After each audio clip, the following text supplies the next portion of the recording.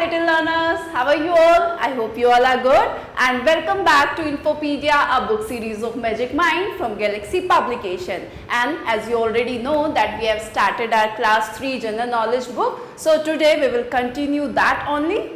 Now let's start our chapter number 30, the universe. आज आपको universe से रिलेटेड चीज़ें पढ़नी है. Now the universe is vast beyond our imagination. आपका जो यूनिवर्स है, जो ब्रह्मांड है, वो हमारी इमेजिनेशन से, कल्पना से बहुत ही ज़्यादा कोसों दूर है, बहुत ही बड़ा है. Now it is about 15 million years old. ये कितना पुराना है? 15 million old पुराना है हमारा जो यूनिवर्स है. All things that we see in the sky are called heavenly bodies. जो हम स्काई के अंदर जितनी भी आपकी बॉडीज़ देखते हैं स्काई के अंदर, चाहे आपके स्टार हो, मून हो, आपके जो भी आप देख पाते हैं, सन है, वो सब क्या कहलाते हैं? आपके हेवनली बॉडीज़ कहलाते हैं, हेवनली बॉडीज़ कहलाते हैं. Read the clues related to the universe and the heavenly bodies and fill in the blanks with the correct answer. अब ऐसे ही कुछ आपको क्लूज गिवन है आपके यूनिवर्स से रिलेटेड और उन हेवनली बॉडीज से रिलेटेड, उनको रीड करना है और करेक्ट आंसर जो है वो आपको फिल करना है. फर्स्ट है, it is the brightest star in the sky, it's name is. आपसे कह रहा है कि ये आपके स्काई में सबसे ब्राइट, सबसे चमकीला तारा है, उसका नाम क्या है? उसका नाम है आपका serious.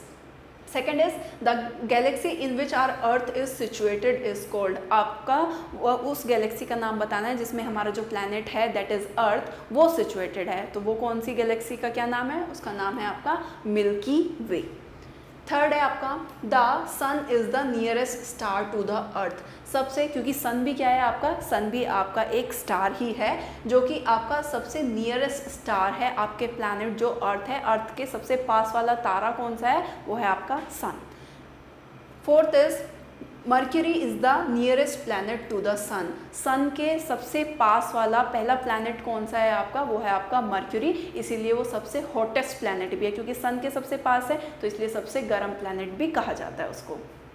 Now fifth is the planet Venus is also known as sister or twin planet to Earth because of its similar size and mass to Earth. आपका जो वीनस प्लैनेट है उसको जो है अर्थ का ट्विन प्लैनेट बोला जाता है या फिर उसकी सिस्टर बोला जाता है. क्यों, किस वजह से?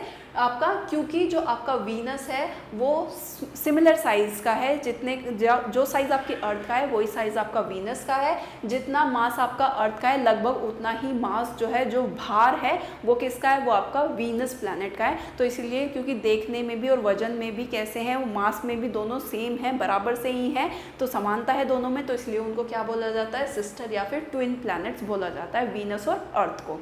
Now sixth is planet Mars is named after the Roman God of war. आपका जो मार्स नाम है, जो मार्स प्लैनेट है आपका, वो किसके नाम पे पड़ा है? वो आपका रोमन के गॉड हुआ करते थे, गॉड ऑफ वॉर, उनके नाम पे पड़ा है. क्योंकि वॉर से क्या, जब भी कभी वॉर होती है, युद्ध होता है, तो उसमें बहुत से लोग मरते हैं, उनका खून बहता है, तो वो खून कैसा होता है? लाल रंग का होता है. और जो आपका मार्स प्लैनेट है उसका कलर भी कैसा है? वो भी आपका रेड कलर का है. तो इसी वजह से उसको क्या बोला जाता है? उसका नाम जो है, जो मार्स प्लैनेट का नाम पड़ा, वो किसके बाद पड़ा? जो आपके रोमन गॉड थे, रोमन गॉड ऑफ वॉर, उनके नाम पर ही इसको जो है वो किया गया. क्योंकि जो वॉर होती थी उसमें जो ब्लड बहता था उससे जो है उनको किस चीज़ की याद आती थी? आपका जो मार्स प्लैनेट है, क्योंकि वो रेड दिखता है, तो इसी वजह से जो है उसकी जो है वॉर की याद आती थी उस प्लैनेट को. अगर आप देखें मार्स को, क्योंकि वो रेड दिखता है आपका, तो उनके नाम के बाद में ही इस प्लैनेट का नाम पड़ा मार्स. So I hope ये चैप्टर भी आपका क्लियर हो गया होगा. That's all about the chapter. I hope you like this video. Thank you for watching.